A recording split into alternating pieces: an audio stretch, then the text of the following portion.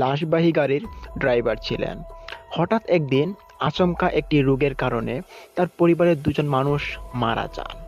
Young বয়সে মানুষ মারা যাওয়ার কারণগুলো কী ছিল সেটি আজকে আপনাদের মাঝে উপস্থাপন করতে যাচ্ছি। তো প্রিয় লিসেনার্স, আজকে আপনাদের মাঝে এমনই একটি ঘটনা উপস্থাপন করতে যাচ্ছি যে ঘটনাটি ঘটে যায় আমাদের কিশোরগঞ্জের মুস্তাকিম ভাইয়ের সঙ্গে। মুস্তাকিম ভাই আমাকে ইমেইলের মাধ্যমে ওনার ঘটনাটি পাঠিয়েছেন। তো ইমেইলের মধ্যে তিনি যেভাবে লিখেছেন আমি ঠিক সেভাবে আপনাদের মাঝে উপস্থাপন করছি। তিনি লিখেছেন, আসসালামু আলাইকুম ইমন ভাই, আজকে আমি আপনার কাছে যে ঘটনাটি শেয়ার করতে যাচ্ছি সে ঘটনাটি আমার এখনো মনে হলে আমার চোখ বেয়ে অশ্রু পড়ে। ঘটনাটি খুবই দুঃখজনক এবং ভয়াবহ একটি ঘটনা। ভয়াবহ কারণ বলার কারণ হচ্ছে আমার সাথে যে ঘটনাটি ঘটে যায় তার প্রভাবটাই কিন্তু আমার পরিবারের দুজন মানুষের উপর গিয়ে পড়ে। আর আমার সাথে ঘটে যাওয়া ঘটনাটি খুবই মারাত্মক ছিল। তো আমি আর দেরি করছি না, ঘটনার মূল উদ্দেশ্যে চলে যাই। তখন ঘটনাটি ঘটে যায় আজ থেকে 6 বছর আগে। আমি প্রায় অ্যাম্বুলেন্স চালাই, প্রায় 12 থেকে 13 বছর ধরে। এত বছর ধরে আমি অ্যাম্বুলেন্স চালাই। তো অ্যাম্বুলেন্স চালানোর বয়সে আমার নিজ চোখে কোনো দিন কোনো খারাপ জিনিস কিছু আমি দেখিনি। তবে আজ থেকে 6 বছর আগে যখন আমার একটা টিপ পড়েছিল কিশোরগঞ্জের সদর হাসপাতাল থেকে আমাকে নিয়ে যেতে হবে মরিচখালী বাজারের পূর্ব পাশ দিয়ে, অনেকটা ভিতরে ছিল। তো রাত্রিবেলা ছিল। ওই রাত্রিবেলার কাহিনীটা আমার মনে হলে এখনো আমার গাঁটা শিউরে ওঠে। তো ওই দিন আমি সদর হাসপাতালের সামনে অ্যাম্বুলেন্স নিয়ে দাঁড়িয়ে থাকি এবং আমার সাথে তখন ছিল আমার একজন ফুফাতো ভাই। ওই ফুফাতো ভাইকে নিয়ে আমি ওই দিন ভাড়া মারছিলাম। তো ফুফাতো ভাইকে সাথে নেওয়ার কারণ হচ্ছে ফুফাতো ভাই আমাদের বাড়িতে বেড়াতে আসে।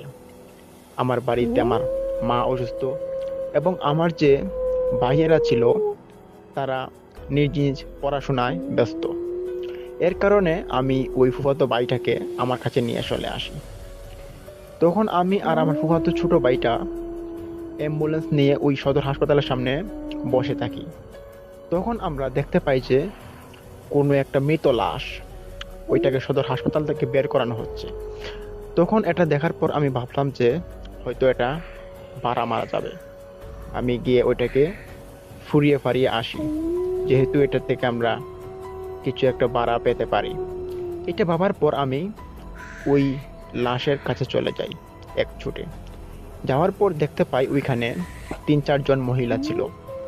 একজন মহিলার স্বামী তিনি মারা গিয়েছেন। ওই মহিলাটা খুব কান্না করছেন। তখন আমি জিজ্ঞেস করলাম যে লাশ কোথায় যাবে। তখন উত্তরে মহিলাটি বললেন যে লাশ আমাদের বাড়িতে যাবে। তখন আমি আবার জিজ্ঞেস করলাম আপনাদের বাড়ি কোন জায়গায়।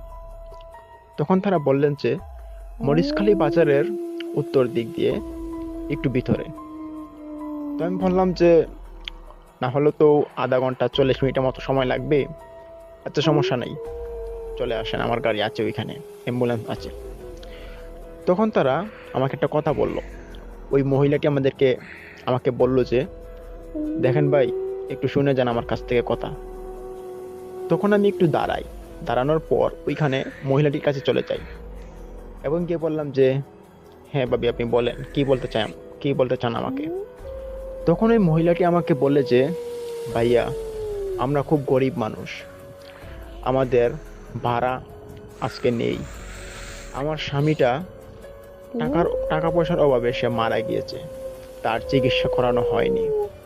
তাকে এখান থেকে বলা হয়েছিল যে ভালো কোনো হাসপাতালে নিয়ে যাওয়ার জন্য, তবে আমরা নিয়ে যেতে পারিনি। তার কারণ হচ্ছে আমরা অনেকটা গরিব। আমার স্বামী দিন আনতেন এবং আমরা দিন খেতাম, এভাবে আমাদের সংসারটা চলতো। এখন আমাদের সংসারটা কিভাবে চলবে একমাত্র আল্লাহ তাআলাই জানে। তখন এরকম কথাবার্তা শোনার পর আমি একটু আকস্মিক হলাম এবং ভাবলাম যে হতে পারে তারা খুব গরিব ফ্যামিলির, তো তাদেরকে কোনো সাহায্য করতে পারলে আমার ভালো লাগবে। এটা ভেবে আমি একটু 2-4 মিনিট চুপ থাকি। তারপর আমার চুপ থাকা দেখার পর তারা আমার দিকে হাঁ করে তাকিয়ে থাকে। আর ওইদিকে অ্যাম্বুলেন্সের ভিতরে আমার যে ফুফাতো ভাইটা ছিল ছোট, সে ওইখানে বসে আমাকে ফলো করছে। তখন আমি বললাম যে দেখেন, আমি তো অ্যাম্বুলেন্স দিয়ে ভাড়া মারি, তো আপনারা খুব বিপদে আছেন, তো চলেন আপনাদের কাছকে মাগনা দিয়ে চলে আসি। ভাড়া তো আরো অন্যান্য মানুষের কাছ থেকেও পাওয়া যায়, আপনাদের কাছ থেকে না হয় নাই নিলাম, আপনারা শুধু আমার জন্য দোয়া করেন। তখন আমি ওদেরকে কথাবার্তা বলার পর তাদেরকে নিয়ে অ্যাম্বুলেন্সে চলে আসি এবং ওই লাশটাকে আমি অ্যাম্বুলেন্সে ঢুকিয়ে দেই। তখন লাশটাকে যখন আমি হাতে নেই অ্যাম্বুলেন্সে ঢুকানোর জন্য, তখন আমি একটু অনুভব করতে পারি লাশটার শরীর অনেকটা গরম হয়ে আছে, যতটা গরম মানুষের, একজন জীবিত মানুষেরও হয় না, আরো বেশি গরম হয়ে আছে। তখন আমি গরম অবস্থা দেখার পর জিজ্ঞেস করলাম যে আপনার স্বামীর শরীর এত গরম কেন? তখন মহিলাটি আমাকে বললেন যে সে তো মারা গিয়েছে প্রায় 20 মিনিটের মতো হয়ে গিয়েছে, তো গরম হতে পারে, একটু পরে ঠান্ডা হয়ে যেতে পারে। তখন ওই মহিলা তার স্বামীকে পায়ের দিক দিয়ে তুলা দেয় এবং আমি তুলা দেই তার বুকের দিক দিয়ে। তখন ওই লাশটাকে আমার অ্যাম্বুলেন্সের ভিতরে শুইয়ে দেই। তখন ওইখানে থাকা যে 4-5 জন লোক ছিল লাশের, ওইখান থেকে একজন বলে উঠলো যে দেখো, লাশের যে স্ত্রী আছে, তুমি লাশের সাথে চলে যাও, আর আমরা আমরা চলে যাই একটা অটো দিয়ে। তখন আমি জিজ্ঞেস করলাম যে আরে চাচা, অ্যাম্বুলেন্স তো অনেকটা জায়গা রয়েছে সাইডে, আপনারা বসতে পারবেন, চলে আসেন আমার সাথে। কিন্তু না, তারা আমার সাথে যাবে না। তার কারণ হচ্ছে ওইখানে যে একটা মেয়ে ছিল, তার বয়সটা আনুমানিক 16 থেকে 17 হবে। ওই মেয়েটা খুব ভয় পাচ্ছিল। সে তার বাবাকে বলছিল যে আব্বু, আমি যেতে পারবো না লাশের সঙ্গে, আমার খুব ভয় করে লাশ দেখলে। এভাবে সে বায়না ধরছিল তার বাবার সঙ্গে যে লাশের সঙ্গে সে যাবে না, অন্য গাড়ি দিয়ে যাবে। তখন আমি ভাবলাম যে মেয়েটা অতিরিক্ত পাকনা, যাই হোক, তারা যেভাবে যেতে পছন্দ করে যেতে থাকুক, আর আমি তো তাদেরকে আজকে মাগনা দিয়ে চলে আসবো, তাদেরকে এতটা আমি জোরাজুরি করতে পারবো না। তখন আমি ওই লাশের যে স্ত্রীটা ছিল, ওনাকে আমি বললাম যে আপনি কি গাড়িতে উঠবেন? তখন লাশের স্ত্রী বললেন যে হ্যাঁ হ্যাঁ উঠবো। তখন আমি ওই লাশের স্ত্রীটাকে গাড়িতে উঠিয়ে দিয়ে তার লাশের সাইডে যে সিট থাকে, ওই সিটের মধ্যে বসিয়ে দিই। তারপর আমি পিছনের যে কাভারটা ছিল, ওই কাভারটা আমি লাগিয়ে দিই এবং আমি আমার ড্রাইভিং সিটে গিয়ে বসে পড়ি এবং গাড়ি স্টার্ট দেই। স্টার্ট দেওয়ার পর যখন আমি সদর হাসপাতাল থেকে গাড়িটা নিয়ে বের হয়ে যাই, রাস্তাটা অতিক্রম করি, ওই পারে যাই। যাওয়ার পর আমি আমার একটু প্রস্রাবে ধরে, তো প্রস্রাবে ধরার সময় আমি আমার সিট বেল্ট থেকে, কাঁধ থেকে বেল্টটা খুললাম। তখন আমি অ্যাম্বুলেন্স থেকে নামলাম আর আমার ফুফাতো ভাইটাকে জিজ্ঞেস করলাম যে কিরে, তুই কি প্রস্রাব করবি না বসে থাকতে পারবি? তখন সে বলল যে না, আমার প্রস্রাব করা লাগবে না। তখন আমি এক সাইডে গিয়ে প্রস্রাব করে আবার চলে আসি। তখন চলে আসে, আমি যখন ড্রাইভিং সিটে আবারও বসলাম, গাড়িটা যখন স্টার্ট দিই, তখন আমি শুনতে পাই কিছু একটা শব্দ, পিছনে কেউ একজন হাউ মাউ করে শব্দ করছে, আর এর মধ্যে হাড় গুড় চিবানির যে একটা শব্দ, ওই শব্দটা চপচপ করে উঠছে। ওইটা শোনার পর আমি একটু হতভম্ব হই। তারপর আমি ভাবতে থাকি যে গাড়ির ভিতরে কি কোনো শব্দ হচ্ছে নাকি, না বাইরে থেকে কোনো শব্দ আসছে। তখন আমি ওইটা কিন্তু পাত্তা দিইনি কোনো রকম, এবং আমি জোরে গাড়ি টান দিই। তো আমি গাড়ি নিয়ে যেতে থাকি এবং আমার ফুফাতো যে ভাইটা ছিল, তার বয়সটা প্রায় ছিল 12 থেকে 13। তাকে আমি জিজ্ঞেস করলাম, এই তুই কি কোনো ডাক শুনতে পারলি? তখন সে বলল, কই না তো, কোনো ডাক তো আমি শুনতে পারলাম না। তখন আমি বললাম, ও আচ্ছা ঠিক আছে। আর আমি ভাবলাম যে আমার হয়তো মনের ভুল হতে পারে। তারপর আমি আমার মনের রিল্যাক্সে আমি আবার গাড়ি টান শুরু করি। ওইখানে যে মরিচখালী বাজারের আগে করিমগঞ্জ নামক একটি এলাকা রয়েছে। ওই এলাকাটা আমি যখন অতিক্রম করব, সেখানে একটি শ্মশান ঘাট পড়ে। ওই শ্মশান ঘাট ছিল খুব দূষী একটি এলাকা, যে এখানে আগে হিন্দু মানুষদের পোড়ানো হতো, এখনো অহরহ পোড়ানো হয়। তো আমরা যে সময় যাচ্ছিলাম, ওই সময় রাত্রিবেলা প্রায় 11:30 বাজে। তখন দেখতে পাই ওই শ্মশানের মধ্যে ঠিক মাঝখানে কোনো একজন লোককে পোড়ানো হচ্ছে। হয়তো সে মারা গিয়েছে, তাকে পোড়ানো হচ্ছে, আগুন জ্বলছে আর উপর দিয়ে ধোঁয়া উঠছে। এটা আমি দেখি। দেখার পর মনের ভিতরে একটু ভয় চলে আসে। অন্ধকার গুডগুডে রাস্তা, অ্যাম্বুলেন্সের যে হেডলাইট, ওই হেডলাইটের আলোটা দিয়ে যতটুকু ফসল হচ্ছে ততটুকু দিয়ে আমরা যাতায়াত শুরু করি। যেতে যেতে আমরা ওই করিমগঞ্জের শ্মশান ঘাটটা পেরিয়ে যাই। তো শ্মশান ঘাটটা ছিল অনেকটা বড়, মানে আয়তনে রাস্তার পাশ দিয়ে ছিল, কিনারায় অনেকটা বড় ছিল। আমরা ওই শ্মশান ঘাটটা পার হই। পার হতেই আমি দেখতে পাই যে সামনে 2-4টা কুকুর। তো সম্ভবত 4টার মতো ছিল, এর মধ্যে 2টা ছিল একটু সামনে আর 2টা ছিল একটু পিছনে। তো কুকুরগুলো রাস্তার মাঝখানে এভাবে বেত মেরে দাঁড়িয়েছে, যেটা খুব অবাক করা বিষয় ছিল। তখন আমি হর্ন দিই গাড়ির মধ্যে। হর্ন দেওয়ার পরও কিন্তু কুকুরগুলো যাচ্ছে না। কুকুরগুলোকে না যাওয়ার দেখে আমি কুকুরগুলোর সামনে নিয়ে চলে যাই গাড়িটাকে। তবে না, কুকুরগুলো লাড়াচাড়াই করছে না। তখন আমি একবার ভাবলাম যে গাড়ি কেদের উপরে তুলে দিব নাকি। তখন আমার হঠাৎ মনে হলো যে রাত্রিবেলা যদি হয়তো কুকুরের বেশ ধরে অনেক পিশাচ বা জিন তারা ঘুরে বেড়ায়, এরকম অত্যাচার করা তাদের উপরে ঠিক হবে না। তখন আমি ওই গাড়িটা এখানে ব্রেক করে কিছুক্ষণ অপেক্ষা করি। তবে না, কুকুরগুলো কিন্তু সরছে না। এটা দেখার পর আমার মনে একটু ভয় আসে। আমি ভাবলাম যে আমাদের এলাকায় যে সাধারণত কুকুরগুলো মানুষ দেখলেই ভয় পায়, আর এগুলোর সামনে গাড়ির এভাবে হর্ন বাজাচ্ছি, তবে কুকুরগুলোর কোনো সারা শব্দই হচ্ছে না, নাড়াচাড়াও করছে না। তখন পিছনে থাকা মহিলাটি ডেকে বলল, ভাইয়া, গাড়ি অফ করলেন কেন? কোনো সমস্যা হলো কি? তখন আমি বললাম যে না ভাবি, ওইখানে 4-5টা কুকুর আর কি দাঁড়িয়ে আছে রাস্তা বের করে, ওরা তো সরছেও না। তখন ওই মহিলাটি আমাকে বললেন যে আপনি একটু কুকুরগুলোকে নামিয়ে নেন, সরাই নেন। তখন আমি মনে একটু সাহস করে আমার সিট বেল্টটা আবারও খুলি এবং অ্যাম্বুলেন্স থেকে নেমে পড়ি। নামার পর কুকুরগুলোকে আমি সরিয়ে দেব, তার জন্য আমার অ্যাম্বুলেন্সের ভিতরে একটা কাঠের তক্তা ছিল, ওই তক্তাটা হাতে নেই। তবে আমি যখনই ওই তক্তাটা হাতে নিয়ে রাস্তায় নামি, তখনই কুকুরগুলো আমার দিকে ধেয়ে আসছে, ঘেউ ঘেউ করে। খুব ভয়ঙ্কর দেখাচ্ছিল কুকুরগুলোকে। কানগুলো ছিল লম্বা লম্বা এবং তাদের শরীরের যে কালারটা ছিল খুব আকস্মিক কালার, যে কালারটা আমি অন্যান্য কুকুরের শরীরে দেখিনি কোনোদিন। তখন আমি ভয় পেয়ে আবার অ্যাম্বুলেন্সের ভিতরে ঢুকে পড়ি, আর আমার হাতে থাকা যে তক্তাটা ছিল ওইটা গাড়ির বাইরে পড়ে যায়। তখন ভিতরে থাকা মহিলাটি আবার বললেন যে কি হলো ভাই, আপনি কি ভয় পান নাকি?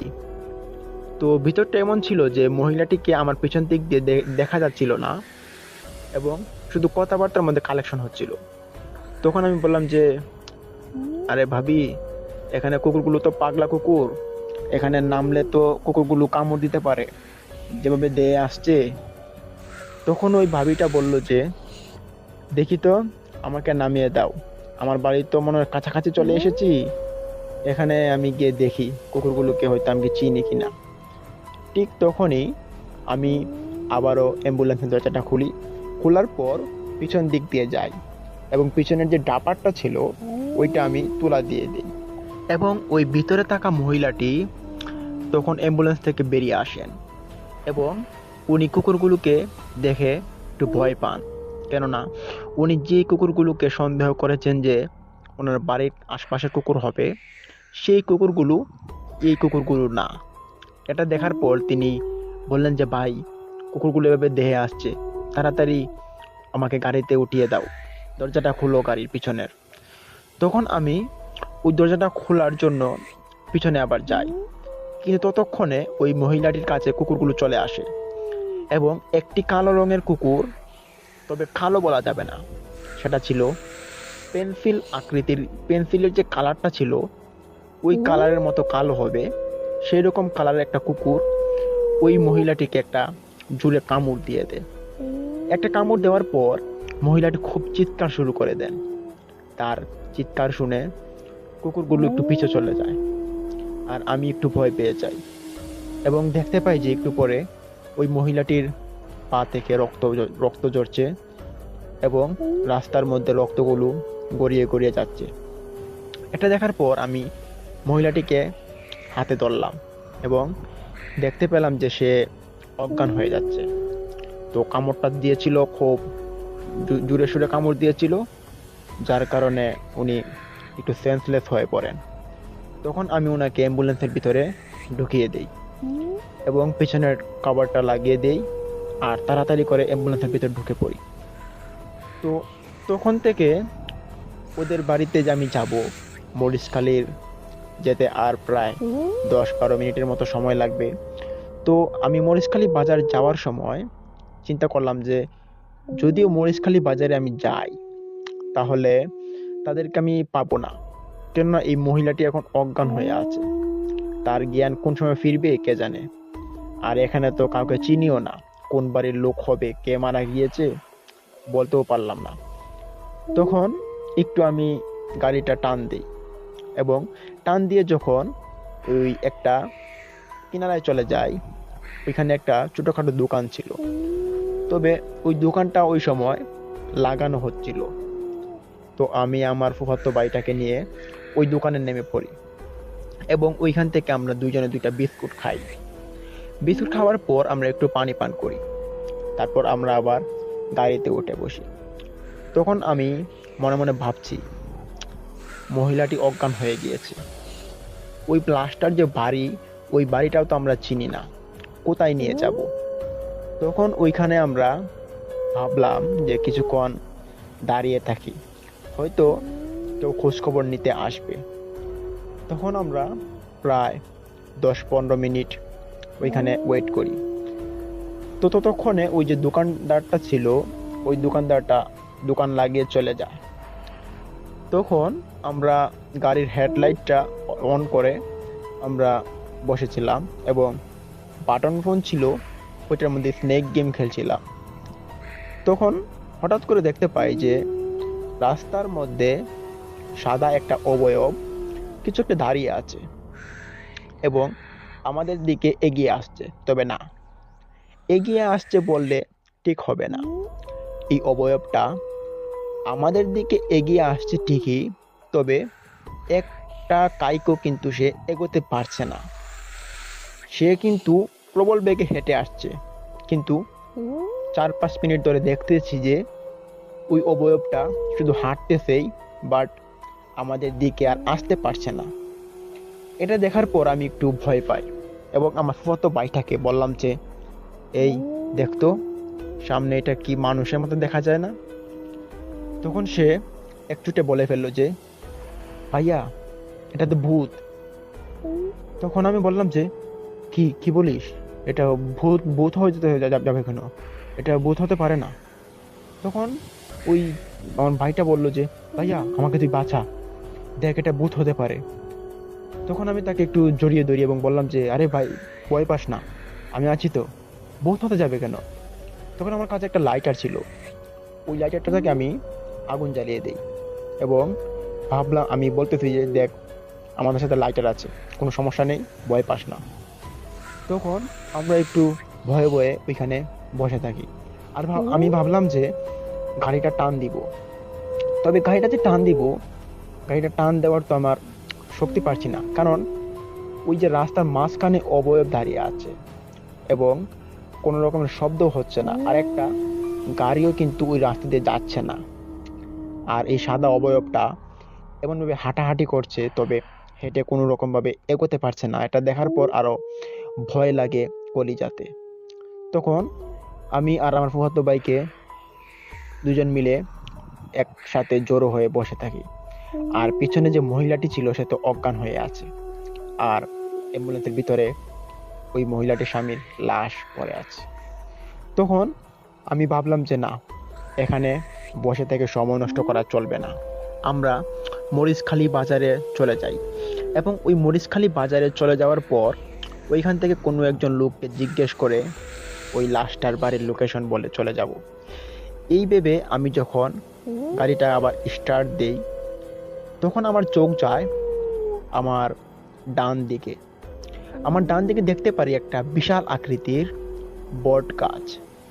ওই বট গাছটা সাধারণত অনেক বছর আগের, তবে রাত্রিবেলা ওইটা খুব ভয়ানক দেখাচ্ছিল।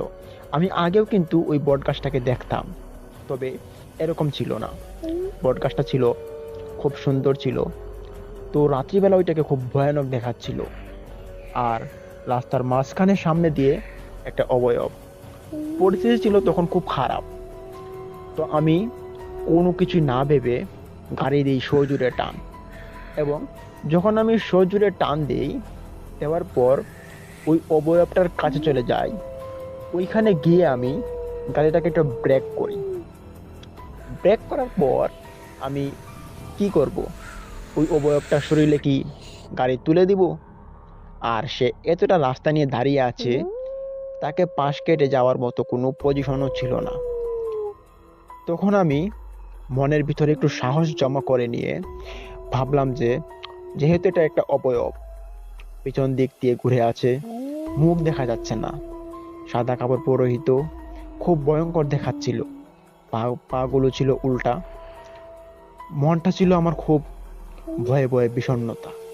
তখন আমি ওই অবয়বটার সোজা তুলে দেই, মানে সাইডে দিয়ে। তখন আমি দেখতে পাই যে সাইডে যে লুকিং গ্লাসটা ছিল, লুকিং গ্লাসটা ভেঙে গিয়েছে। যখন ওই অবয়বটার সাথে সংঘর্ষ হয় আমার গাড়ির, তখন আমার সাইডের গাড়ির লুকিং গ্লাসটা ভেঙে যায়, আর পিছনের দিকে কি হচ্ছে সেটা আর দেখা যাচ্ছিল না, কেননা আমার লুকিং গ্লাস ভেঙে গিয়েছে। তখন আমি একটু চিন্তা করলাম যে পিছনে একটু উকি মেরে দেখবো কি, তখন না, আমার মনের ভিতরে ভয় কাজ করছে। আমি আর একটু সজোরে টান দিই গাড়ি। টান দেওয়ার পর আমি প্রায় 1 মিনিট এরকম রাস্তা চলে যাই। যাওয়ার পর পিছন থেকে আমি একবার তাকাই। তাকানোর পর আমি দেখতে পাই ওই অবয়বটার আশপাশে আরো 8-10টা অবয়ব ঘিরে আছে, এবং তারা কান্নাকাটি করছে। তাদের কান্নাকাটি খুব ভয়ানক ছিল। তারা ভয়ানক মানে আমার এটা দেখার পর এখনো আমার মানে পেটের ভিতরে ভাতই হজম হয় না। তাদের কান্নাকাটি ছিল খুব মারাত্মক লেভেলের।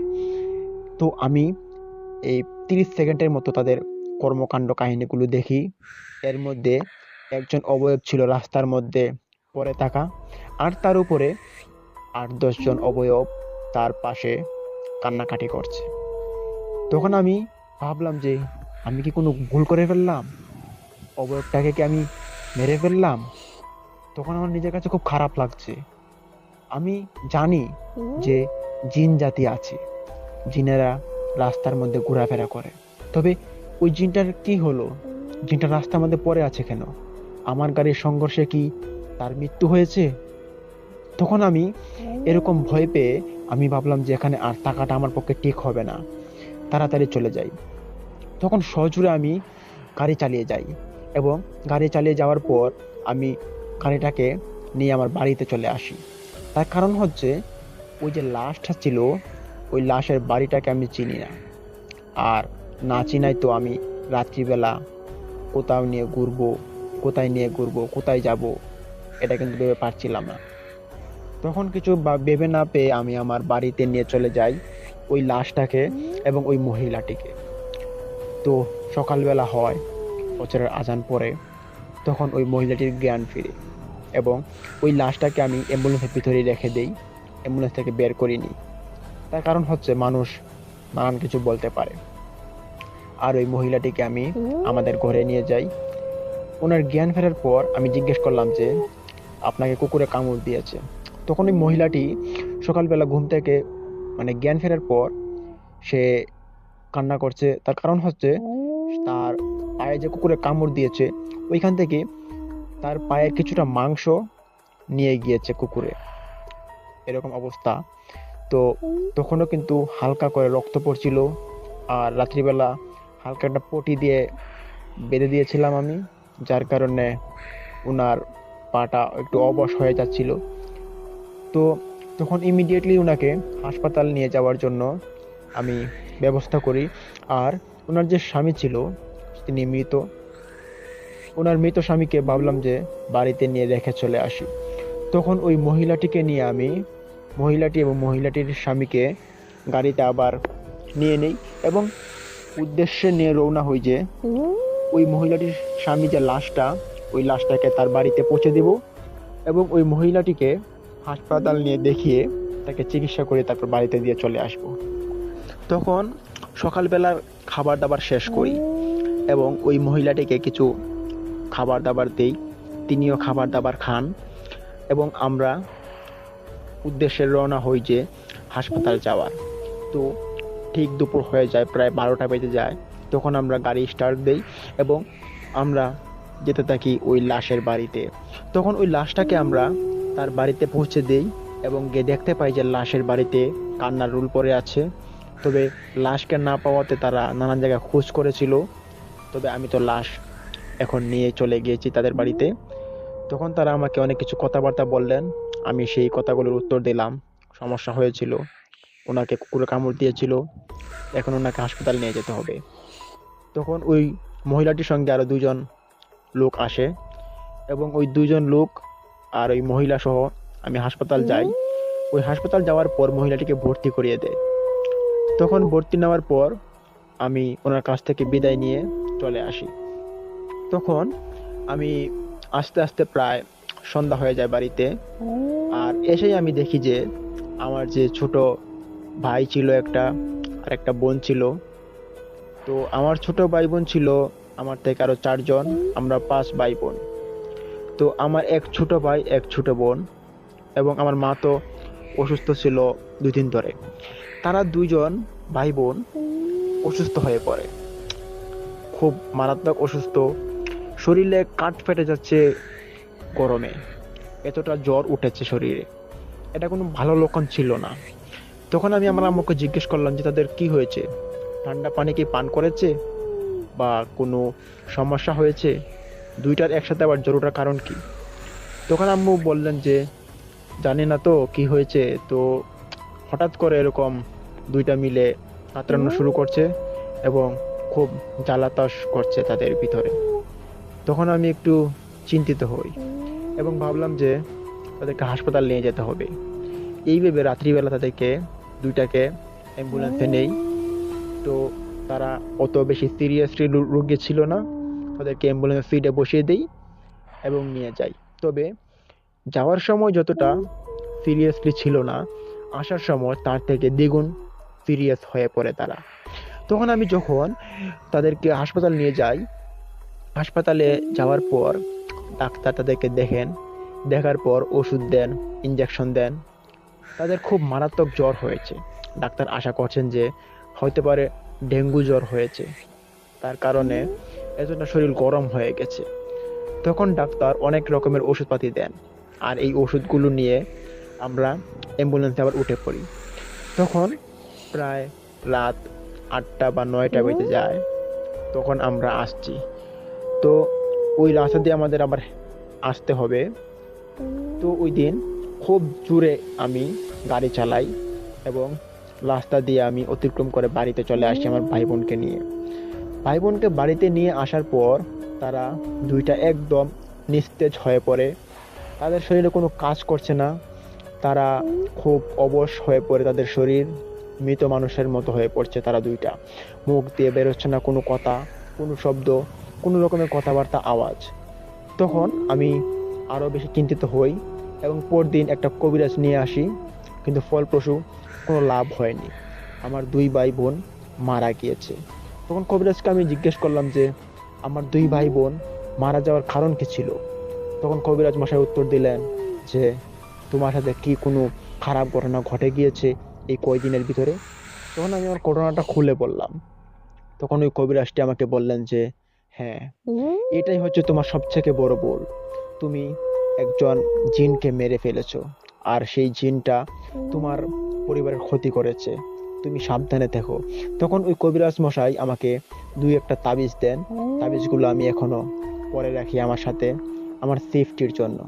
তো প্রিয় লিসেনার্স, এই ছিল আমার সাথে ঘটে যাওয়া একটি মর্মান্তিক ভয়ঙ্কর ঘটনা। ঘটনাটি ভালো লাগলে পরে শোনাবেন ইমন ভাই। তো আজকের মতো আমি এখানে বিদায় নিচ্ছি। তো প্রিয় লিসেনার্স, এই ছিল মুস্তাকিম ভাইয়ের একটি ভয়ঙ্কর ঘটনা। এর মধ্যে আরও একটি ঘটনা আপনাদের মাঝে শেয়ার করতে যাচ্ছি। দ্বিতীয় ঘটনাটি আপনাদের মাঝে আমি যে শেয়ার করব, সেই ঘটনাটি ঘটে যায় আমার এলাকার ভিতরে। তো আমার এলাকার ভিতরে আমার এক চাচা ছিলেন, ওনার নাম হচ্ছে শফিক মিয়া। শফিক মিয়া আমার চাচা, ওনার বয়স প্রায় 70+ হবে। তিনি কিন্তু খুব ভালো মনের মানুষ, সাদামাটা মানুষ, দিন আনেন দিন খান। তিনি যখন প্রায় 50 বছর ছিল, আজ থেকে প্রায় এটা 20-25 বছর আগের ঘটনা, তখন তিনি একটা ব্যবসা করতেন। সুপারি মানুষের গাছ থেকে কিনে নিতেন এবং ওই সুপারিগুলোকে বাজারে নিয়ে বিক্রি করতেন। তো তিনি এভাবে কিন্তু ভালোই চলছিল তাদের ব্যবসা বাণিজ্য এবং অর্থনীতি খাত সবকিছু ভালোই চলছিল। হঠাৎ একদিন তিনি দেখতে পান যে একটা বাড়িতে অনেক সুপারি গাছ উঠেছে, আর ওই সুপারি গাছগুলো থেকে তিনি সুপারি পারবেন এবং পেরে নিয়ে বিক্রি করতে পারবেন, সেটা ভেবে তিনি ওই সুপারি গাছের মালিককে খুঁজে বেড়ান। এবং সুপারি গাছের মালিককে পাওয়ার পর তিনি বললেন যে, আপনার গাছে তো অনেক সুপারি হয়েছে, তো আমি হচ্ছি একজন সুপারি ব্যাপারী, তো আমি সুপারি কিনে আমি বাজারে নিয়ে বিক্রি করি, আপনি চাইলে আমার কাছে বেচতে পারেন। তখন ওই সুপারির মালিকটা বলল যে, হ্যাঁ, আমি তো সুপারিগুলো বিক্রি করব, তো আমার গাছ আছে মোট 25 থেকে 30টা হবে, তো আপনি কি পুরোগুলো কিনবেন, সবগুলো কিনবেন? তখন আমার চাচা বললেন যে, হ্যাঁ, সবগুলোই কিনবো। তখন চাচা তার সাথে লেবারটাকে গাছে উঠিয়ে সবগুলো সুপারি পেরে নেন এবং পেরে নেওয়ার পর তিনি ওই সুপারিগুলোকে বাড়িতে নিয়ে চলে আসেন। বাড়িতে আসার পর চাচা ওই দিন ঘুমিয়ে পড়েন, শফিক চাচা। তো ওই দিন শফিক চাচা একটা দুঃস্বপ্ন দেখেন।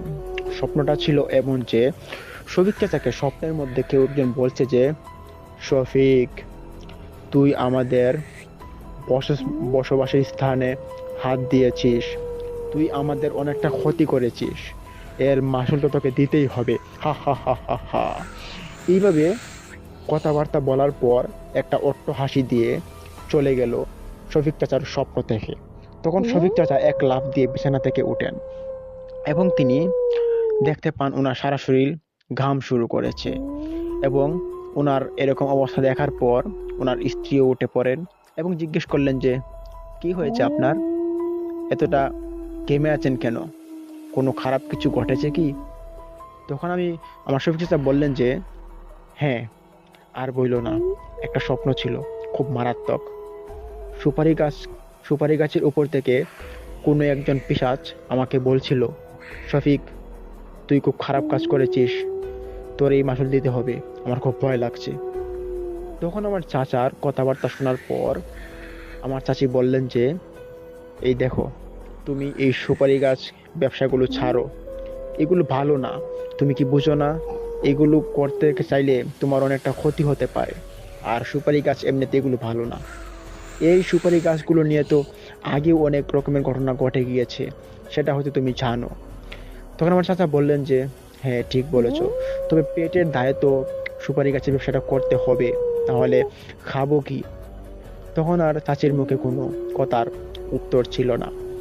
তখন তারা আবার ঘুমিয়ে পড়ে এবং পরদিন সকালবেলা যখন হয়ে পড়ে, ওই দিন সুপারিগুলোকে শফিক চাচা একটা বস্তার ভিতরে পড়েন বাজারে নিয়ে যাওয়ার উদ্দেশ্যে। তিনি সাইকেলে করে বাজারে নিয়ে যান সুপারিগুলো, এবং সুপারিগুলো বিক্রি করে তিনি বাড়িতে চলে আসেন। এবং বাড়িতে আসার পর তিনি গল্প আড্ডা করেন। গল্প আড্ডা করার পর ওই দিন রাত্রিবেলা বরাবরের মতোই তিনি চায়ের দোকানে আড্ডা দেওয়ার জন্য উদ্দেশ্যে রওনা দেন।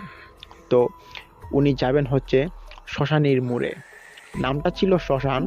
তো শ্মশান নামটা হওয়ার কারণ হচ্ছে ওইখানে যে একটা এলাকা ছিল, ওই এলাকার মধ্যে আগে অনেক হিন্দু মানুষ থাকতো।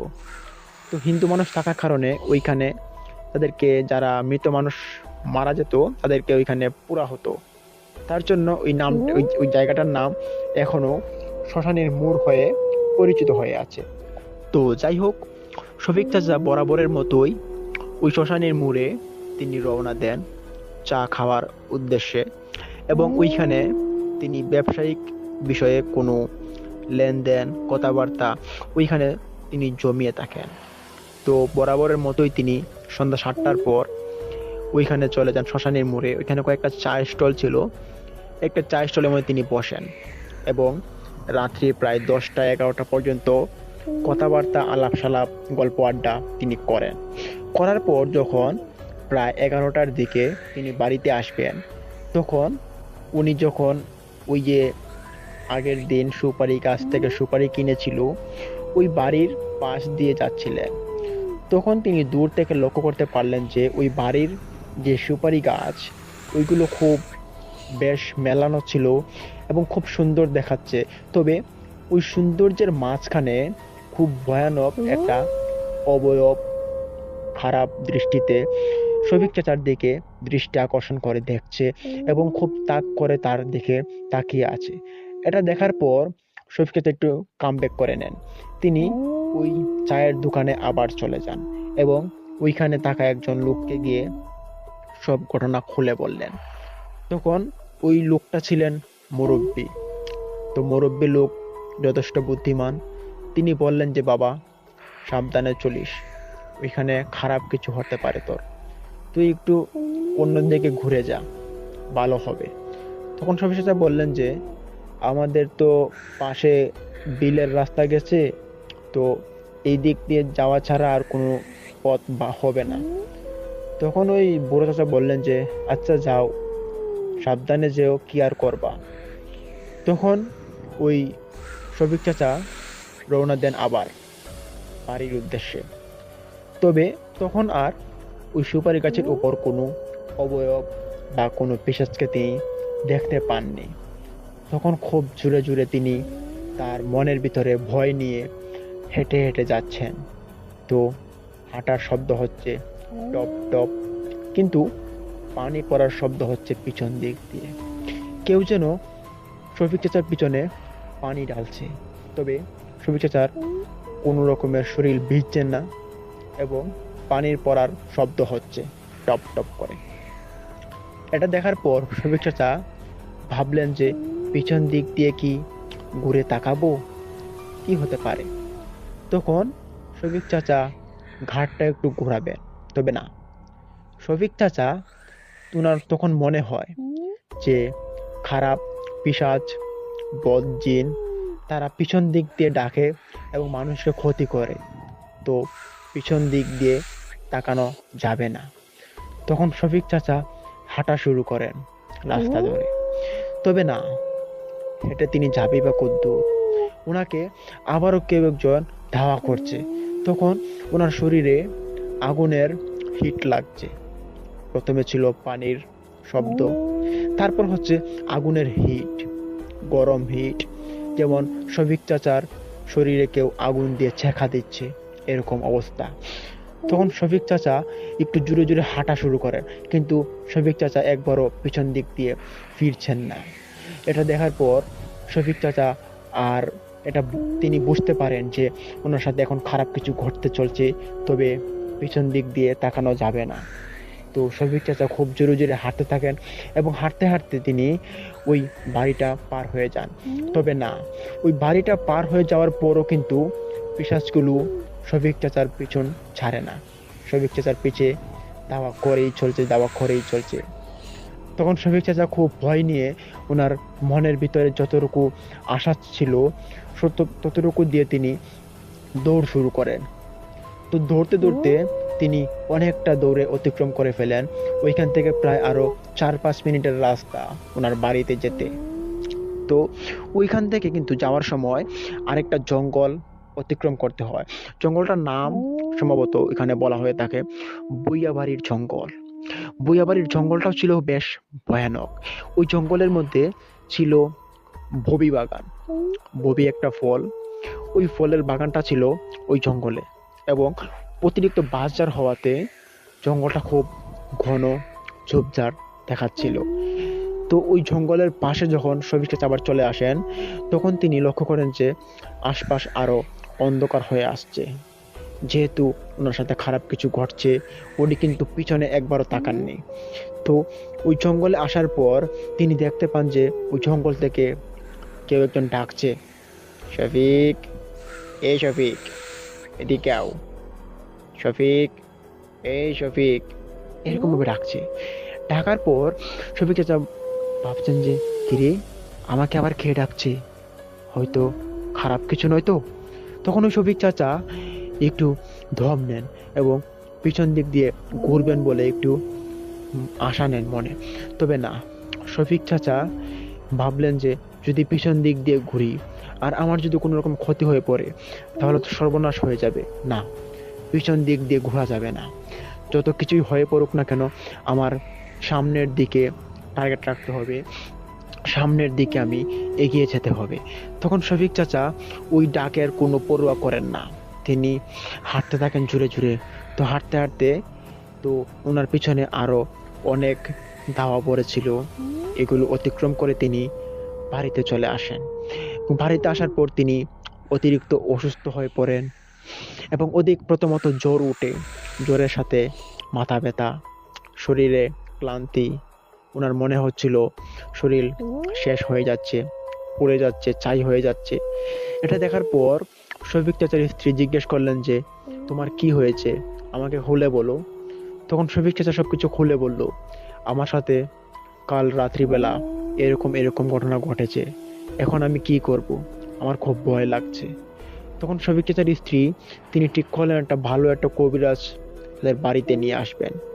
তো ওই দিন যখন সকাল হয়ে আসে, সকালবেলা শফিক চাচার স্ত্রী রান্না বান্না না করেই তিনি কবিরাজের বাড়ির উদ্দেশ্যে রওনা দেন। আর তখন কবিরাজের বাড়িতে যাওয়ার আগে ওনার যে জাল ছিল, ওই জালকে বললেন যে আপনি একটু আমাদের বাড়িতে আজকে রান্না করে দিয়েন, আমাদের খুব উপকার হবে। আপনার যে ভাই উনি খুব অসুস্থ, ওনার জন্য একজন কবিরাজ নিয়ে আসতে হবে। তখন উনি এরকম কথাবার্তা বলে চলে যান কবিরাজের উদ্দেশ্যে। তো কবিরাজের উদ্দেশ্যে যাওয়ার সময় তিনি প্রায় দুপুরবেলা বাড়ি থেকে বের হয়েছেন, সন্ধ্যার দিকে কবিরাজের কাছে চলে যান এবং যাওয়ার পর তিনি কবিরাজ মশাইকে বাড়িতে পান না। তখন কবিরাজ মশাইকে পেতে হলে ওনাকে আরেকটু ভিতরে যেতে হবে। তার কারণ হচ্ছে কবিরাজ মশাই পাশের যে গ্রামটা ছিল, ওই গ্রামটা অনেকটা ভিতরে, প্রায় বন্দের বাড়ি নামক একটি গ্রাম, গ্রাম না একটা এরিয়া বললেই চলে। ওই এরিয়ার ভিতরে কবিরাজ মশাই একজন রোগীকে দেখতে গিয়েছেন। তো ইমিডিয়েটলি যেতে হলে ওই বন্দের বাড়ি থেকে কবিরাজ মশাইকে কথা বলে ওনাকে নিয়ে আসতে হবে। তখন ওই কবিরাজ মশাইয়ের কাছে তিনি চলে যান।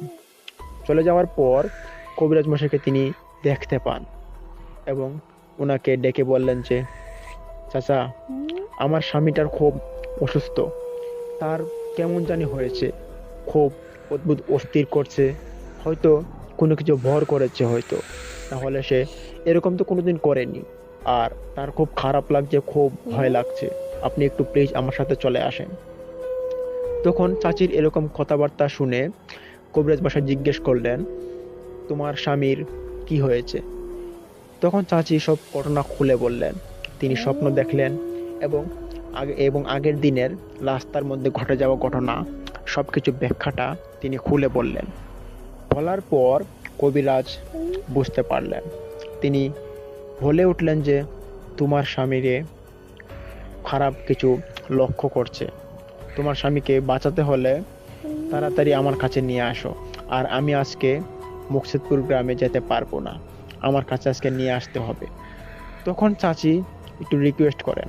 তিনি বললেন যে আমার বাড়িতে কেউ নেই, আমার একজন ভালো বড় ছেলেও নেই যে আমার স্বামীকে নিয়ে আসবে। কিভাবে নিয়ে আসবো? আপনি একটু আমার বাড়িতে চলে আসলে আমার খুব উপকার হবে। তখন ওই কবিরাজ কিছু না পেয়ে তিনি বললেন যে আচ্ছা ঠিক আছে, আমি আজকের রাত 10টার দিকে তোমার বাড়িতে আমি যাব। তবে হ্যাঁ, আমি যখন বাড়িতে যাব বাড়ির লাইটগুলো অফ রাখবে এবং বাড়িতে দুই একটা মোমবাতি জ্বালিয়ে রাখবে এবং তোমার স্বামীর সামনে 2-3টা মোমবাতি একসাথে রাখবে। আর আমি যাওয়ার পর আমার নিচে একটা পাটি বিছিয়ে দিবে এবং এখান থেকে তোমরা কেউ থাকতে পারবে না, শুধু তোমার স্বামী থাকবে এবং আমি থাকবো। ঠিক আছে? তখন চাচি বললেন যে আচ্ছা কবিরাজ মশাই, ঠিক আছে, আপনি আজকে রাত্রিবেলা আমাদের বাড়িতে চলে আসুন। তখন কথাবার্তা পাকাপোক্ত হওয়ার পর চাচি বাড়িতে চলে আসেন এবং এসে বললেন যে কবিরাজ মশাই আজকে আসবেন রাত 10টার আগে। তো ওনার জন্য কিছু নিয়মকানুন মেনে রাখতে হবে। তো নিয়মকানুন অনুযায়ী তারা কাজ করার পর তারা সব কিছু রেডি করে বসে থাকেন। ওই চাচির স্বামীকে ওইখানে বসিয়ে চাচিও বসে থাকেন। তো 10টা বাজার 5-7 মিনিট পর ওই কবিরাজ মশাই আসেন। আসার পর তিনি নাক দিয়ে কিছু টানছিলেন। তিনি এরকম করছিল যাতে মনে হচ্ছিল তিনি কোনো হিংস্র প্রাণীর মতো কিছু একটা খুঁজছিল, যেটা হিংস্র প্রাণীরা অতিরিক্ত খুঁজে থাকে। তারপর আস্তে আস্তে করে শফিক চাচার সামনে গিয়ে কবিরাজ মশাই বসে পড়েন। সামনে ছিল 2-3টা মোমবাতি জ্বালিত এবং আশপাশে ছিল আরো 2-1টা মোমবাতি। ঘরে ছিল হালকা হালকা আলো। ওই আলোর মধ্যে তিনি বসে আছেন শফিক চাচা এবং ওই কবিরাজ কবিরাজ মশাই তখন ইশারা দিয়ে বললেন যে তুমি চলে যাও। শফিক চাচার স্ত্রীকে বললেন যে বাড়ি মানে ঘর থেকে বের হয়ে যাওয়ার জন্য। তখন শফিক চাচার স্ত্রী ঘর থেকে বের হয়ে যান। তবে যখন ঘর থেকে বের হয়ে যান, ঘরের বাইরে থেকে তিনি লক্ষ্য করছেন কবিরাজ মশাই কি করেন ওনার স্বামীর সাথে। তখন কবিরাজ মশাই ওনার সাথে থাকা যে পোটলা ছিল, ওই পোটলা থেকে কিছু একটা পানির মতো একটা পাত্র বের করে। ওই পাত্র থেকে শফিক চাচাকে কিছু পানি মাথার মধ্যে ছিটিয়ে দেয় এবং ছিটিয়ে দিয়ে কিছু মন্ত্র পানি পড়লেন। পড়ার পর একটা তাবিজ বের করলেন। ওই তাবিজটা যখন শফিক চাচার হাতে পরিয়ে দিলেন, তখন শফিক চাচার স্ত্রী দেখতে পান সাথে থাকা যে মোমবাতিগুলো ছিল, ওই মোমবাতিগুলো জ্বলছে আর নিভছে, জ্বলছে আর নিভছে। খুব ভয়ঙ্কর দেখাচ্ছিল। এটা দেখার পর শফিক চাচার স্ত্রী খুব ভয় পান এবং তিনি ওইখানে বসে পড়েন মাটিতে। মাটিতে বসে তিনি আনমনা হয়ে ওদের কাজকর্ম দেখছিলেন। তো কবিরাজ মশাই দেখতে পান যে পিছন দিক দিয়ে শফিক চাচার স্ত্রী তাদেরকে ফলো করছে। তখন শফিক চাচার স্ত্রীকে এরকম দেখার পর কবিরাজ মশাই বললেন যে এই পিছনে কে দেখিস, তাড়াতাড়ি চলে যা, নাহলে অনর্থ ঘটে যাবে। তখন শফিক চাচার স্ত্রী দৌড় দিয়ে ওইখান থেকে চলে যান। আর চলে যাওয়ার পর ঘরের এক কিনারে তিনি দাঁড়িয়ে থাকেন। তো ওইখান থেকে কিন্তু শফিক চাচাকে আর দেখা যাচ্ছে না। তখন ওই কবিরাজ খুব মন্ত্রপানি পড়ছে আর ঘরের ভিতরে বিদ্যুৎ চমকাচ্ছে। তবে কারেন্ট নেই। কারেন্টের যে মেইন সুইচ ছিল, মেইন সুইচটা কিন্তু অফ করা। আর কারেন্টের মতো বিদ্যুৎ চমকাচ্ছে, আকাশে যেরকম বিদ্যুৎ চমকায়, ঘরের ভিতরে এরকম বিদ্যুৎ চমকানি দেখার পর শফিক চাচার স্ত্রী একটু ভয় পান এবং তিনি ভাবলেন যে আমার জালকে ডেকে নিয়ে আসি, সে হয়তো দেখলে বুঝতে পারবে কি ঘটছে এসব। তখন শফিক চাচার স্ত্রী আরো 2-3 জন মানুষকে ডেকে নিয়ে আসেন। আসার পর তারা সবাই দেখতে পান যে ঘরের ভিতরে আলো জ্বলছে, আলো নিভছে, আলো জ্বলছে, আলো নিভছে। আর ওইটা ছিল কিন্তু বিদ্যুৎ চমকানো, আকাশে যেরকম বিদ্যুৎ চমকায়। তখন ওই কবিরাজ মশাই মন্ত্রপানি পড়ছে এবং মনে হচ্ছে সবকিছু ভাঙচুর হয়ে ঘর থেকে চলে আসছে ভিতরে। এটা দেখার পর সবাই ভয়ে ওইখানে মাটিতে বসে পড়ে, মাটিতে লেটা দিয়ে বসে পড়ে। তখন ওই কবিরাজ মশাই ওনার কাজ শেষ করে এক পর্যায়ে, শেষ করার পর তিনি ঘর থেকে বের হয়ে আসলেন এবং আসার পর তিনি ওইখানে যে লোক সংখ্যা ছিল ৫-৬ জন, ওদের দিকে হা করে তাকিয়ে থাকে। তখন তাকিয়ে দেখার পর জিজ্ঞেস করা হলো কবিরাজ মশাইকে, কবিরাজ মশাই, আপনি কি কিছু বুঝতে পারলেন? তখন কবিরাজ মশাই বললেন যে হ্যাঁ, বুঝতে পেরেছি। তবে তোমার স্বামী যা কিছু করেছে, এতে তোমাদের খুব খারাপ কিছু ঘটবে, এটা আশা করা যায়। তার কারণ হচ্ছে তোমাদের পরিবারের কেউ একজন নিখোঁজ হবে এবং তাকে আর তোমরা পাবে না। আমি যতটুকু আমার আয়ত্ত করেছি, সাধনা করেছি, আমি আর বেশি পারিনি। তোমার স্বামী একজন পিশাচের ছোট বাচ্চাকে মানে মেরে ফেলেছে সুপারি গাছ থেকে ফেলে। তখন ওইখানে বলছিলেন যে শফিক চাচার স্ত্রী, উনি আবার জিনের বাচ্চাকে মারবেন কি করে? এটা একটা খামখেয়ালি কথা, আপনি বললেই হলো নাকি? তখন কবিরাজ বললেন যে দেখো, জিন কিন্তু আছে, জিনেরা গাছে গুছে বেরিয়ে থাকে, আর ওই জিনদেরকে যদি তাদের বাচ্চাগুলোকে ক্ষতি করা হয় তাহলে কিন্তু তারাও মানুষকে ক্ষতি করে, এটা কিন্তু ভুলে যেও না। তখন তারা একটু আকস্মিক এবং দুশ্চিন্তায় পড়েন এবং ভাবতে থাকেন যে কি হয়ে গেল, আর এখন কি করা যায়। তখন তারা চিন্তা করতে করতে শফিক চাচার কাছে চলে আসেন এবং দেখতে পান শফিক চাচা মাথা নিচ দিকে দিয়ে তিনি বসে আছেন এবং ওনার সারা শরীর ছিল নীল বর্ণের এবং চোখগুলো ছিল লাল। এটা দেখার পর সবাই আরেকটু ভয় পায় এবং জিজ্ঞেস করলেন যে শফিক, তোমার কি হয়েছে? তোমার যা যা হয়েছে আমাদের কাছে খুলে বলো। তোমার এরকম ঘটনা হওয়ার পর কবিরাজ মশাই বলে গেলেন যে একজন মানুষ নিখোঁজ হয়ে যাবে, এর মানে কি? তখন শফিক চাচার মুখ থেকে আর কোনো কথা বের হচ্ছে না, তিনি কোনো কথাই বলেননি, তিনি চুপ হয়ে আছেন। আর ওনার চুপ থাকা দেখে সবাই ভাবলেন যে হয়তো তার শরীর অসুস্থ, সে এখন কথা বলতে পারবে না। তবে উনি যখন আর কথা বলছেন না, ওনাকে বিছানায় শুইয়ে দেওয়া হয়। তো এভাবে কিন্তু ২-৩ দিন চলে যায়। তখন শফিক চাচার শরীর আস্তে আস্তে ভালো হতে থাকে এবং ওই তাবিজগুলো ২-৩টা যে পরিয়ে দেওয়া হয়েছিল, আরও ২টা তাবিজ পরদিন আনার জন্য বলা হয়েছিল ৩-৪ দিন পরে। তখন ওই দিন ডেট হওয়াতে কবিরাজ মশাইয়ের কাছ থেকে আরও ২টা তাবিজ ওনার স্ত্রী নিয়ে আসেন এবং শফিক চাচাকে পরিয়ে দেন। তখন শফিক চাচা আস্তে আস্তে করে ভালো হয়ে ওঠেন। তবে ওইখানে একটা দুশ্চিন্তার কারণ, তার কারণ হচ্ছে শফিক চাচার একটা ফুটফুটে মেয়ে ছিল, ওনার সন্তান ছিল ২-৩ জন। এর মধ্যে একটা ছেলে ছিল ছোট এবং ২টা মেয়ে ছিল ছোট ছোট। এর মধ্যে একটি মেয়ে ছিল খুব সুন্দর এবং কিউট ছিল মেয়েটি। ওই মেয়েটির সাথে একটি খারাপ প্রভাব পড়ে। তো শফিক চাচার যে প্রভাবটা ছিল, ওই প্রভাবটা গিয়ে পড়ে শফিক চাচার ওই ছোট্ট বাচ্চাটার উপর। তখন ওই বাচ্চাটার উপর প্রভাবটা পড়ার পর ওই ছোটো মোটো বাচ্চা একটা বড় বড় মানুষের মতো কথা বলছে। তার কথাবার্তা দেখে মানুষ ভয় পায়। তার কারণ হচ্ছে এত ছোট একটা বাচ্চা যদি এভাবে কথা বলে, সেটা কিন্তু একটু ভাববার বিষয়। তো শফিক চাচার ছোট্ট এরকম মেয়েকে কথা বলতে দেখায় মানুষ অনেক জায়গা থেকে দেখতে আসেন শফিক চাচার মেয়েকে, এবং দেখতে দেখতে শফিক চাচার মেয়ে অনেকটা অসুস্থ হয়ে পড়েন এবং এতটা অসুস্থ যেটা বলে বোঝানো সম্ভব ছিল না তখন।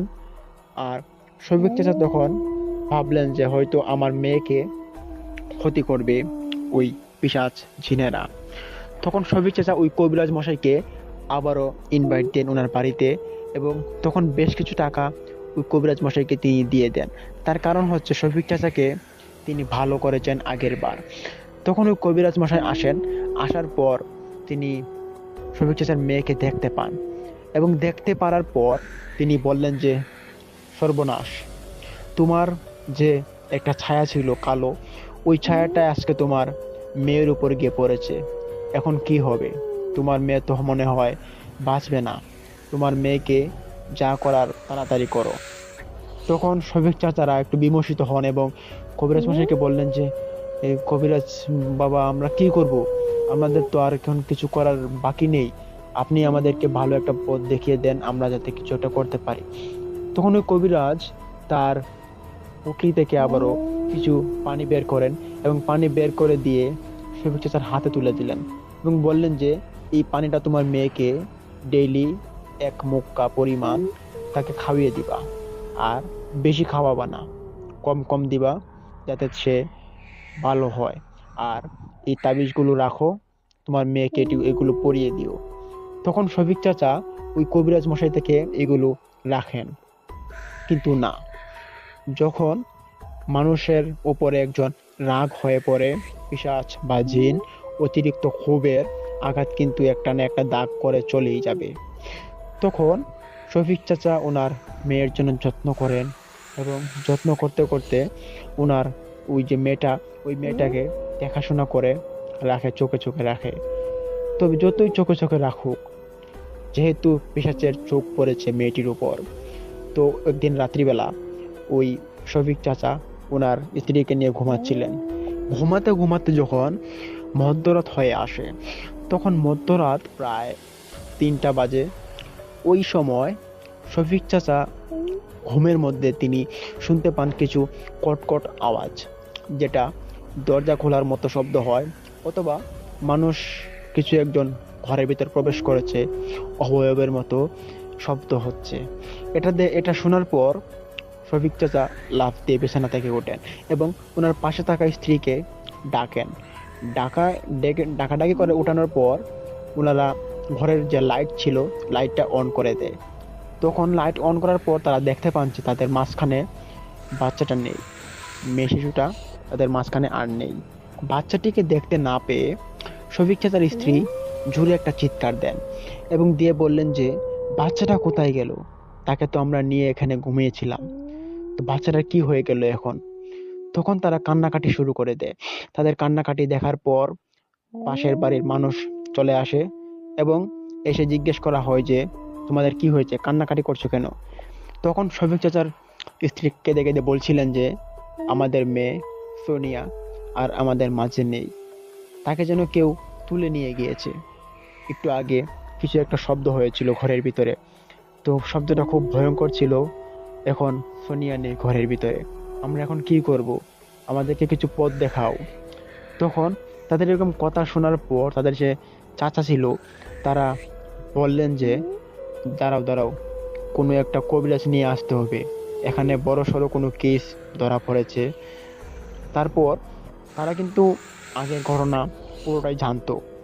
রাত্রিবেলায় তখন ওই কবিরাজের কাছে আবারও ছুটে যান এবং রাত্রিবেলা কবিরাজ মশাইকে ডেকে তোলার পর কবিরাজকে নিয়ে শফিক চাচার বাড়িতে নিয়ে আসেন। আসার পর সব ঘটনা খুলে বলা হয় যে, শফিক চাচা স্ত্রী এবং শফিক চাচা মিলে ওনার বাচ্চাকে মাঝখানে রেখে ঘুমিয়েছিলেন, তবে বাচ্চাটাকে আর এখন পাওয়া যাচ্ছে না। ঘরের ভিতর শব্দ হয়েছিল কিছু একটা। তখন কবিরাজ তার যে তদন্ত ছিল ওইগুলো দিয়ে সে পরীক্ষা নিরীক্ষা করছে যে বাচ্চাটা কোথায় যেতে পারে। তখন কবিরাজ একটু পর বলে উঠলেন যে, হ্যাঁ, তোমাদের মেয়েকে তোমরা চিরতরে হারিয়ে ফেলেছো। জিনেরা তোমাদের মেয়েকে তুলে নিয়ে গিয়েছে। দেখো, এই ঘরের ভিতরে কিছুক্ষণ আগে জিনের প্রভাব ঘটেছে। জিন তোমাদের ঘরের ভিতরে প্রবেশ করেছে, আর ওই জিনগুলোই হয়তো পারে তোমাদের মেয়েকে তুলে নিয়ে গিয়েছে। আর আজকে তোমাদের মেয়েকে মানে মেরে তারপর তাদের মেয়ের মৃত্যুর অভিশাপটা, তাদের প্রতিশোধটা তারা পালন করবে। তখন কবিরাজের মুখে এরকম কথাবার্তা শোনার পর শফিক চাচা এবং শফিক চাচার স্ত্রী কান্নায় ভেঙে পড়েন। তবে কান্না করলে তো আর চলবে না, তাদের যে মেয়েটাকে তো খুঁজতে হবে, মেয়েটাকে তো যদি মেরেও ফেলে, মেয়েটাকে তো দাফন কাফন দিতে হবে, না হলে কিভাবে কি হবে। তখন তারা ওই রাত্রিবেলায় বের হয়ে যান ঘর থেকে সবাই এবং চিৎকার চেঁচামেচি করতে থাকেন এবং মাইকিং অ্যানাউন্স করে দেওয়া হয়েছে একটি মেয়েকে পাওয়া যাচ্ছে না, মেয়েটিকে সবাই খোঁজার জন্য অনুরোধ করা একটি দৃষ্টি আকর্ষণ করে। তখন ওই গ্রামের সকল মানুষ বেরিয়ে আসেন এবং ওই মেয়েটিকে খুঁজতে থাকেন। তো খুঁজতে খুঁজতে তারা মেয়েটি কিন্তু পাচ্ছিলেন না। তখন হঠাৎ করে শফিক চাচার স্ত্রীর চোখ যায় গাছের উপরে। তাদের বাড়ির সামনে একটা তেঁতুল গাছ ছিল। তেঁতুল গাছটা ছিল একটু বাঁকা টাইপের, এতটা বাঁকা ছিল যে ওই তেঁতুল গাছের উপরে কেউ একজন দিব্যি শুয়ে থাকতে পারবে। ওই তেঁতুল গাছটা এখনো আছে। তেঁতুল গাছটা অনেকটা বয়স হয়েছে, তবে এখনো আছে। ওই তেঁতুল গাছের উপরে শফিক চাচার যে স্ত্রী, এই মেয়েটা ছিল, ছোট মেয়েটা, ওই মেয়েটা পড়ে আছে, তবে খুব বাজে অবস্থায়। মেয়েটার বয়স প্রায় 3 থেকে 4 বছর হবে। ওই মেয়েটা গাছের উপরে পড়ে আছে। তখন শফিক চাচার স্ত্রী এক চিৎকার দিয়ে ওইখানে দৌড় দেওয়া যাওয়ার পর দেখতে পান যে মেয়েটা পড়ে আছে, তবে মেয়েটার শরীরে যে জামা ছিল জামাটা নেই এবং তার শরীরে ক্ষত বিক্ষতের দাগ, এতটাই দাগ ছিল যেটা তারা বাবা মা হয়ে মানতে পারছিল না। তাদের মেয়ের শরীরে এত ক্ষত বিক্ষতর দাগ, এটা দেখার পর শফিক চাচার স্ত্রী অজ্ঞান হয়ে পড়েন এবং শফিক চাচা ওনার মেয়েকে এবং স্ত্রীকে নিয়ে ঘরে আসেন। তবে ওনার মেয়েটা আর বেঁচে নেই, মারা গিয়েছেন শফিক চাচার ছোট মেয়েটা।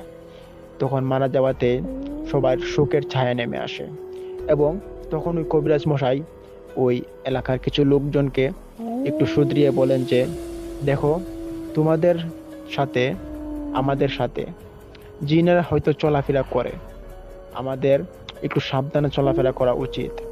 আজকে শফিক জিনের ক্ষতি করেছে বিদায় জিনেরাও শফিকের মেয়ের ক্ষতি করেছে।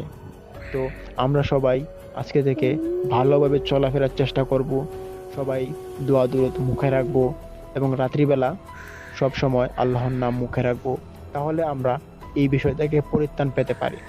এরকম কথাবার্তা বলার পর কবিরাজ মশাই চলে যান। তখন সকালবেলা ওই মেয়েটার জানাজা দেওয়া হয় এবং ওই শফিক চাচা ওনার মেয়েটাকে চিরতরে হারায়। তো প্রিয় লিসেনার, এই ছিল আজকের একটি ঘটনা। তো আজকে আপনাদের মাঝে 2টি ঘটনা নিয়ে একটি এপিসোড তৈরি করা হয়েছে। ঘটনাগুলো সত্য নির্ভর এবং এগুলো খুব বাছাইকৃত ঘটনা। তো আমরা আপনাদের মাঝে প্রতিদিনই ঘটনাগুলো আপলোড করব এবং সত্য নির্ভর ঘটনা আপনাদের মাঝে আমরা তুলে ধরার চেষ্টা করব। তাই অবশ্যই আমাদের চ্যানেলটিকে সাবস্ক্রাইব করুন এবং পাশে থাকা বেল আইকনটি অন করুন। তো প্রিয় লিসেনার্স, আজকে আমরা আপনাদের মাঝে যে ঘটনাটি শেয়ার করলাম, যে 2টা ঘটনা, সেই ঘটনাগুলো থেকে আপনারা কি জানতে পারলেন এবং কি বুঝতে পারলেন, আপনাদের মতামত অবশ্যই কমেন্টে বলে যাবেন। আর আপনারা আমাদের চ্যানেলটিকে অবশ্যই সাবস্ক্রাইব করবেন। তো প্রিয় লিসেনার্স, আজকের মতো এই পর্যন্তই আমরা আপনাদের কাছ থেকে বিদায় নিচ্ছি এবং আপনারা আমাদের জন্য দোয়া করবেন এবং আমরা যেন আপনাদের মাঝে প্রতিদিনই যাতে ভূতের ঘটনা, সত্য নির্ভর ঘটনাগুলো আপনাদের মাঝে আপলোড করতে পারি এবং আপনাদের সাথে আমরা থাকতে পারি প্রতিদিনই, সেই সাথে আপনাদের দোয়া ও ভালোবাসা যেন পেতে পারি। তো দেখা হচ্ছে প্রিয় লিসেনার্স কালকে আরেকটা নতুন কোনো এপিসোড নিয়ে। ততক্ষণ সবাই ভালো থাকুন, সুস্থ থাকুন এবং সবাইকে ভালো থাকার জন্য অনুরোধ করা হইল। তো সবাই ভালো থাকুন। আর আমাদের ভূতের ঘটনাগুলো কালকে নতুন একটি ঘটনা নিয়ে আমরা হাজির হব। ওই ঘটনাটাও শোনার জন্য আপনাদের জন্য একটু অনুরোধ করছি। তো আজকের মধ্যে এখানে বিদায় নিচ্ছি। সবাই ভালো থাকুন। আসসালামু আলাইকুম।